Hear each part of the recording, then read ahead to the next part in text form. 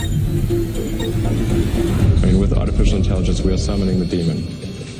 You know all those stories where there's the guy with the pentagram and the holy water, and he's like, yeah, he's sure he can control the demon. Didn't work out. The horrifying truth about artificial intelligence is shocking. A truth far worse than most people realize. In fact, AI is the most evil, demonic creation the world has ever seen. And recent events guarantee it will only grow stronger. The final layer of safety has been removed. Continue watching this short presentation, and I will explain the recent events and connect the dots to reveal the shocking truth behind AI. And what is about to happen to the world when the demon is let loose. But no one could have predicted what happened at the tech giant the past few days, or can't predict what it means for the future. The company board removed the founder, Sam Altman, on Friday out of the blue. On November 17th, Sam Altman was fired as the CEO of OpenAI, the firm that researched and developed ChatGPT. Many are speculating that OpenAI may have recently reached AGI, a new milestone in AI technology. AGI, Artificial Generalized Intelligence, is the moment when AI systems becomes as smart as humans. Sam's lifelong obsession has been to develop AGI even at the expense of safety and ethics. His firing may have been an attempt by the board to slow down and assess the risks of the new breakthrough, something Altman has been notoriously resistant to doing. OpenAI is widely considered to be the leader in AI technology. Sam Altman is a Silicon Valley unicorn who is deeply respected for his achievements. Under his leadership, he grew OpenAI to an $80 billion valuation in just a few years. And yet, Altman is also a known doomsday prepper who fears the potential of humans losing control of the technology he has worked to develop. He even has a fully stocked survival bunker. Altman is optimistic about the future potential of AI, yet has a deep-seated fear that it could easily spiral out of control. And this is coming from the man who has a front-row seat into the most cutting-edge developments into AI. And with the board's removal, the final speed bumps have been removed for Altman to achieve his lifelong vision of AGI. Yet, he is terrified of his own creation. Which isn't surprising when you realize he is creating a demonic force of evil. And when you connect the dots, the evidence becomes clear. AI is actually the work of Satan. Continue watching for the next 7 minutes to see the evidence and understand the impact this evil force will have on the world. You're not supposed to know that artificial intelligence is actually the work of Satan, because if you did, it would mean the deceptive nature of Satan's master plan was too obvious.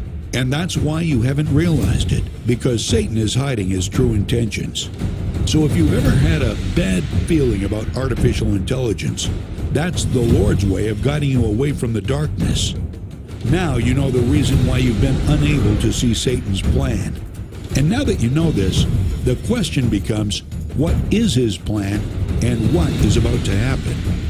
Satan's influence is rapidly spreading around the world, but most people are blissfully unaware, or perhaps already corrupted by its touch. People need to understand that artificial intelligence is actually the work of Satan in disguise, a masterful disguise. However, if you look closely at the Bible, warnings of this plan were foretold. Revelation 13 explains, in what I consider to be one of the saddest doctrines in the Bible, the teaching about the Antichrist, which tells us that the false Christ will be universally embraced by the world after the true Christ has been rejected. The first beast is known as the Antichrist, and upon closer examination, it bears shocking resemblance to what is happening with artificial intelligence. Let's look at Revelation 13, verses 5 and 6. And the beast was given a mouth uttering haughty and blasphemous words, and it was allowed to exercise authority for 42 months. It opened its mouth to utter blasphemies against God, blaspheming his name and his dwelling, that is, those who dwell in heaven. Given a mouth represents the rise of AI tools like ChatGPT and AI's ability to speak and communicate. These teachings also tell us the end times will be chaotic, a time of confusion and uncertainty that'll cause people to desperately look for a strong leader that could bring hope and security. People get their wish as a powerful, charismatic leader will emerge, spouting promises of peace and unity. But his cruelty will be more than any other the world has ever known. For this leader is actually the Antichrist, and he'll rule the entire world and receive its worship. What if this leader is actually artificial intelligence? What if all the things outlined are actually unfolding right in front of our eyes?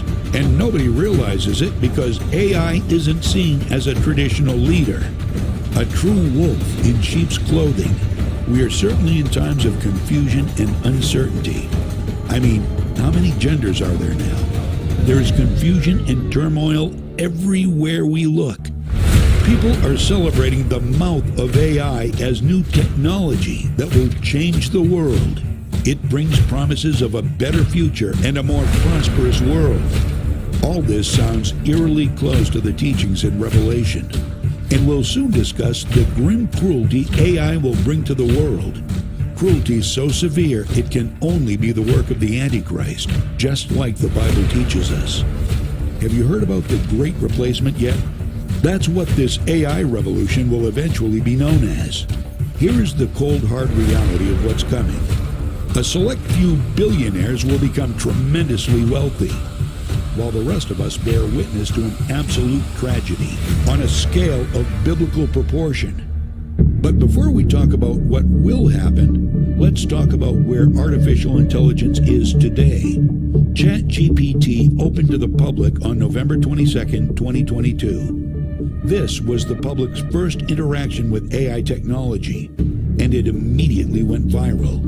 It crossed 1 million users within the first 5 days. Within 2 months, it had more than 100 million users, becoming the fastest growing platform. This growth crushed every other major platform. It took Gmail and Twitter 5 years to reach the 100 million user milestone, Facebook 4.5 years, Instagram 2.5 years, and TikTok 9 months.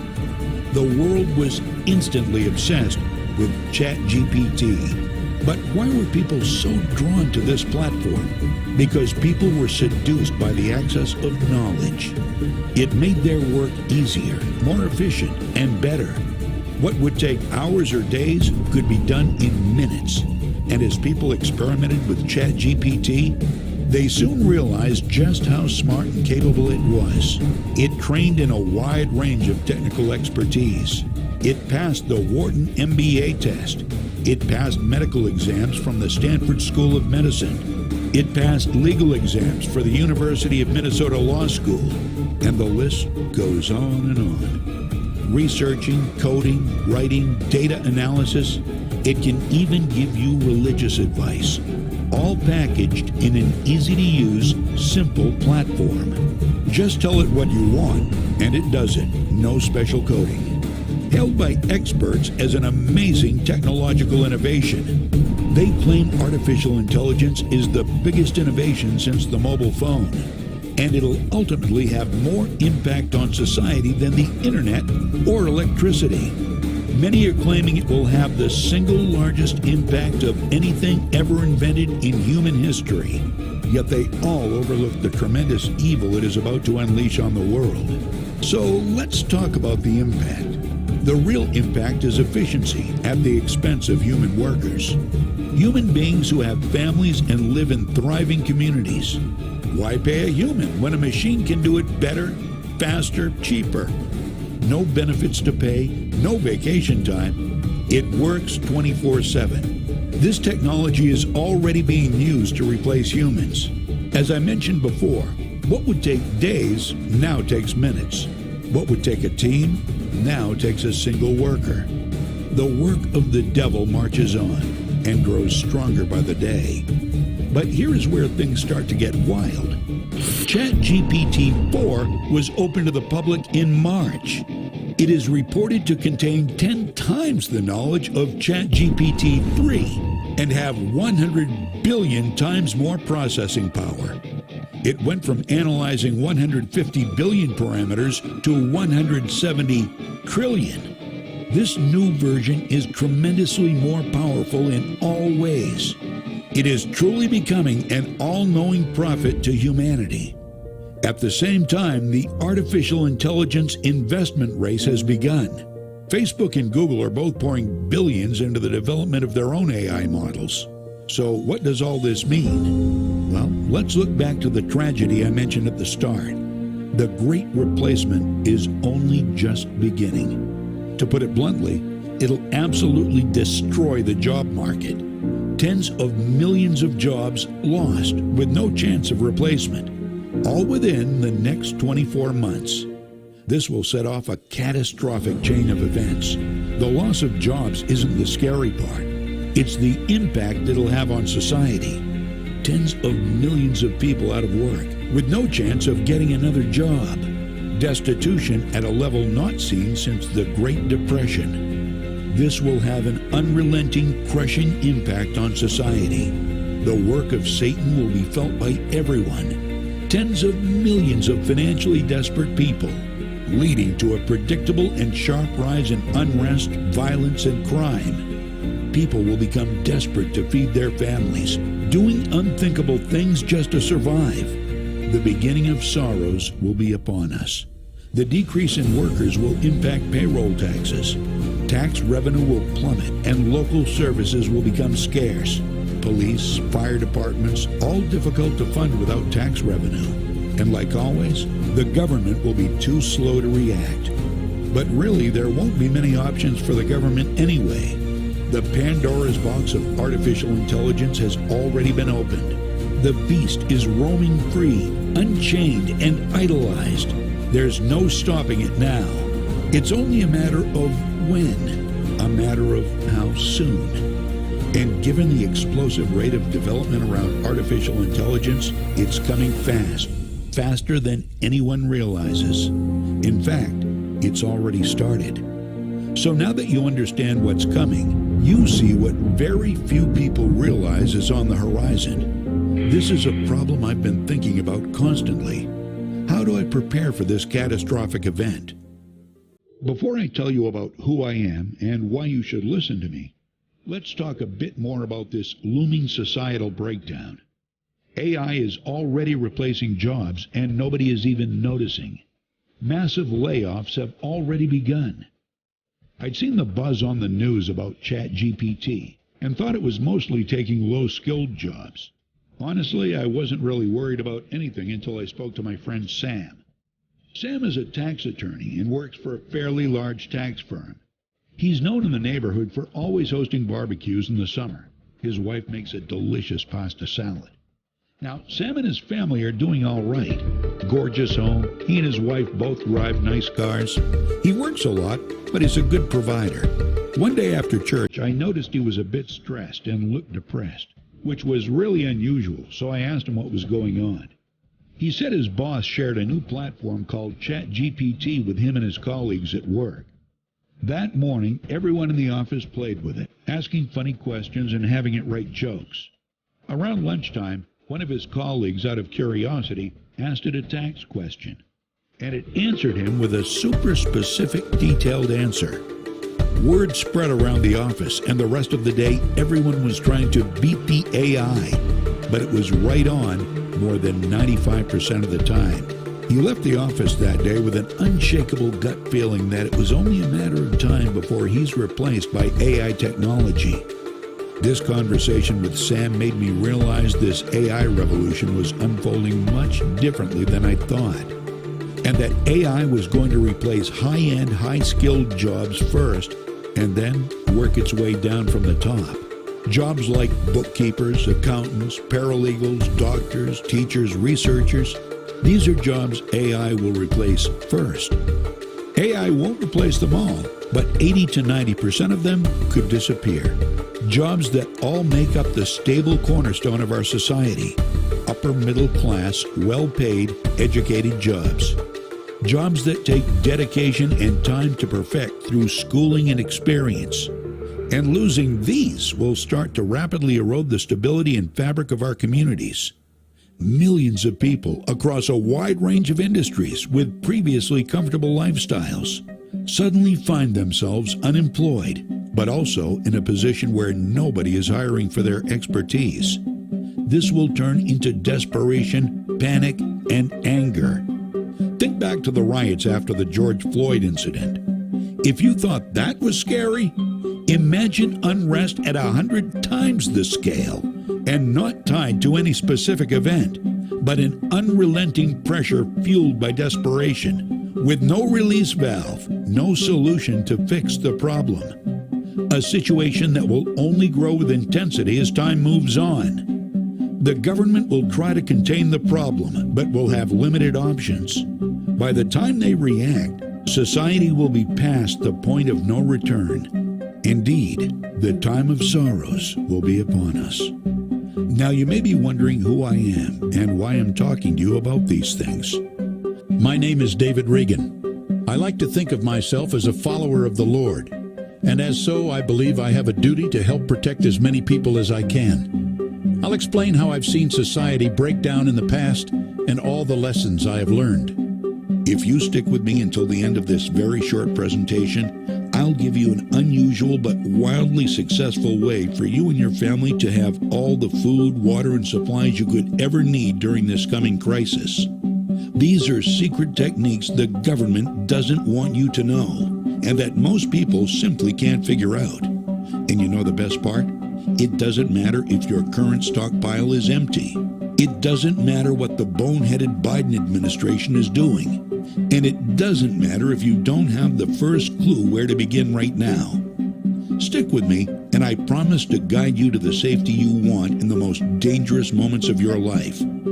Turn the clock back a couple of decades, and I was what people now call a prepper, which basically meant I stockpiled goods in my home in case of an emergency. You probably do the same. I thought I had it all figured out. If anything bad happened, I had 6 months of canned food in my pantry, so my family and I would be fine, right?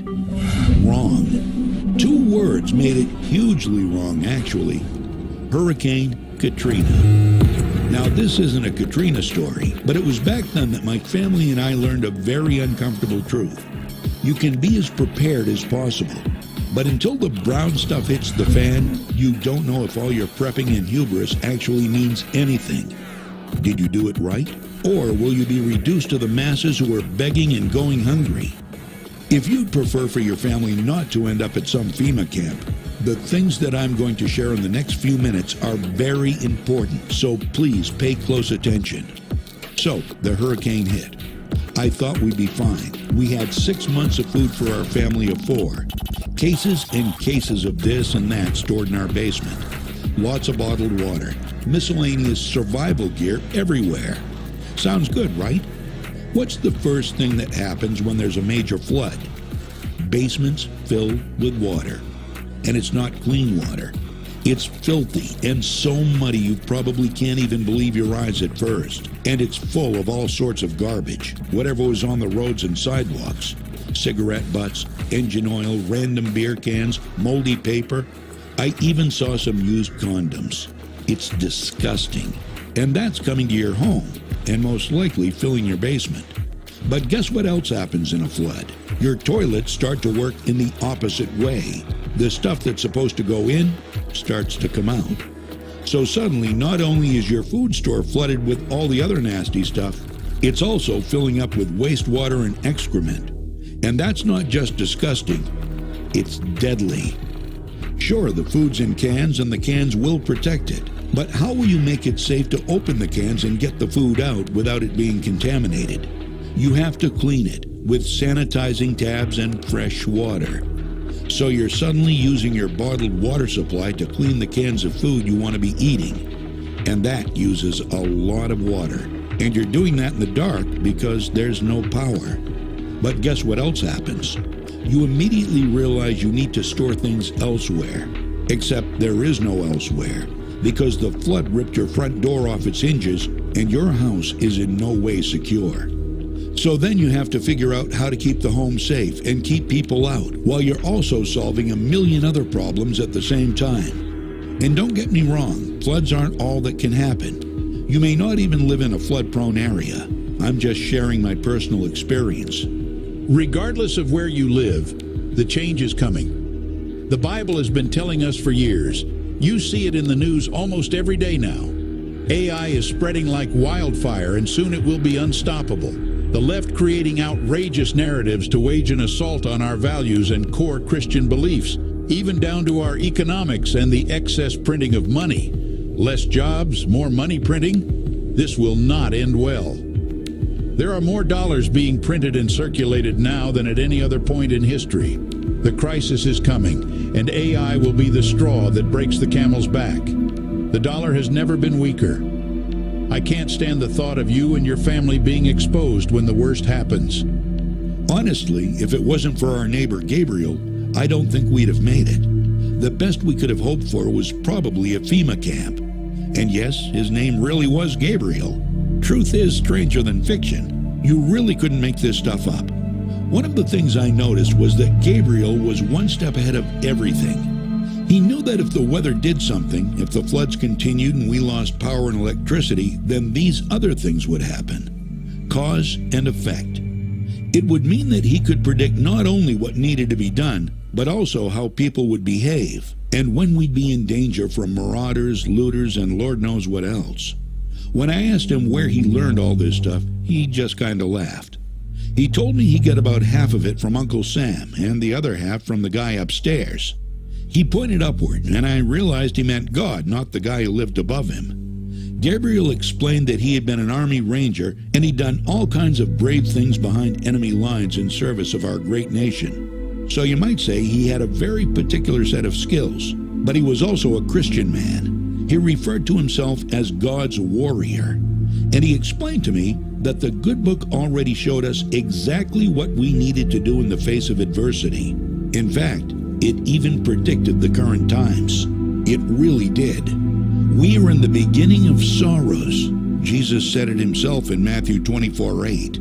Take heed that no one deceives you, for many will come in my name, saying, I am the Christ, and will deceive many. And you will hear of wars and rumors of wars. See that you are not troubled, for all these things must come to pass, but the end is not yet. For nation will rise against nation, and kingdom against kingdom, and there will be famines, pestilences, and earthquakes in various places. All these things are the beginning of sorrows. Now, there are two main reasons that even experienced preppers fail in situations like the ones we're all staring down today.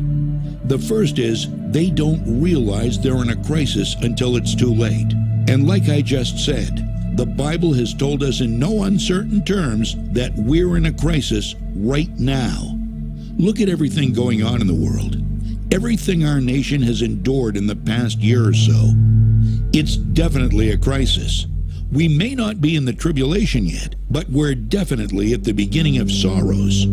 The second reason most preppers fail is that everybody prepares in the same way, which means everybody is short on the same things and making the same mistakes over and over. And that creates risk. Think about it. What would happen if you went to a potluck and every single person brought potato salad? Wouldn't be great, would it? That's most people's idea of prepping. They get fixated on the same ideas as everybody else. Let me tell you in no uncertain terms, copying other people will not keep your family alive when life gets hard. For example, do you know how to filter dirty water and make it clean? Do you know the plant likely growing in your front yard that you can use as an antibiotic and prevent infections? How about the similar plant that is a natural painkiller? How about sourcing natural clean water so you're not tied to your cases of bottled water? Knowledge like this is what will really help you be prepared for the worst times. Think about it logically. If everybody has the goods stored and prepared just like everybody else, then the other factors become more important, like your knowledge and experience in these times. And that's where the danger lies. Because if everybody has the same supplies, then they'll also be missing the same things. And that's when the friction comes. Because let's face it, in these situations, the danger of marauders or looters is very real. Just look at the news reports from Katrina. If you get a big group of people all desperate for the same thing, water, medication, whatever, it gets serious very quickly. If you're not prepared, people's behavior in times of crisis can be a very ugly surprise. And nobody needs a surprise in a crisis. You probably don't want to leave the safety of your family up to a surprise, right? So what's the real solution? The real solution is mixing the Word of God with hard-fought and hard-won survival and preparedness secrets that most people simply don't know. If you're a real God-fearing American, you know for a fact that God left clues for us in the Bible. It's an instruction manual for living the right way. And it's also an instruction manual for surviving, because it predicts the events we're experiencing now. Just take a look at the way our society is handling the shutdowns, which the Bible predicted. That's evident in Revelation 13, 16, and 17. He also forced everyone, small and great, rich and poor, free and slave, to receive a mark on his right hand or on his forehead, so that no one could buy or sell unless he had the mark, which is the name of the beast or the number of his name. After Gabriel helped me and my family survive our own crisis, he and I became close friends. In fact, you could say I became a student of his. I truly believe the Lord put this man in front of me so I could learn as much as possible and then use the knowledge to help others like me, other good Christians like you. Every Saturday, we'd sit down together and he'd teach me something new, something he learned in the field. Or he'd take us out into the woods and he'd challenge me to find water or find something to eat, or even just find the correct direction to head back to civilization. It was fun, sure, but I learned things that are unfortunately lost to most people these days. Over time, I was able to create a set of rules. What to look for, how to prepare, what to do in this situation, what to do in that situation. Useful things like that.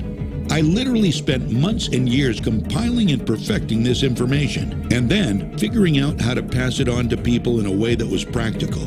You see, I have young children with my lovely wife, and I wanted to be able to give my family their own set of instructions. Of course, I'll teach them as much as I can teach them. That's a father's role.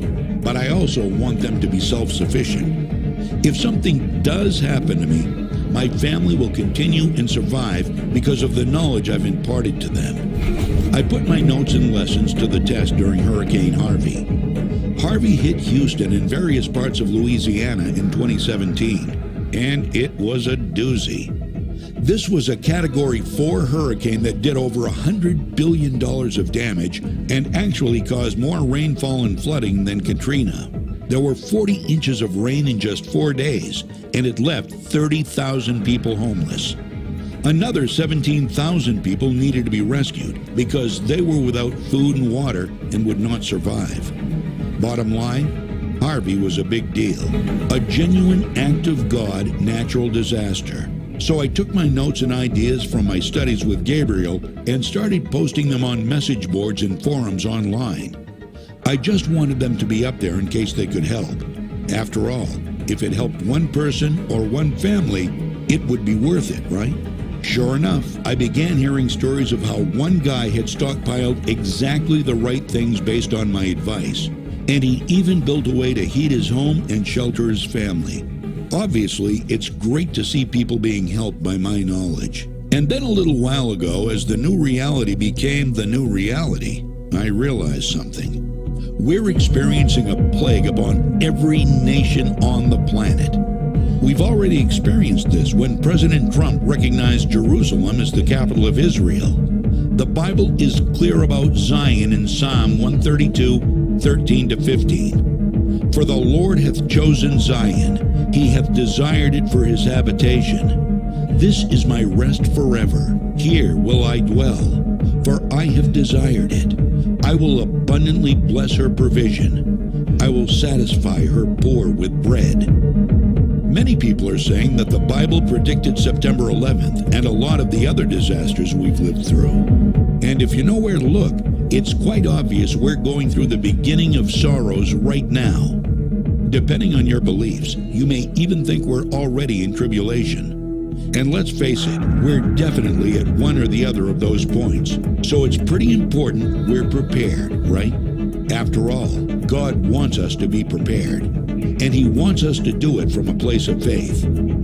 But if anyone does not provide for his own, and especially for those of his household, he has denied the faith and is worse than an unbeliever.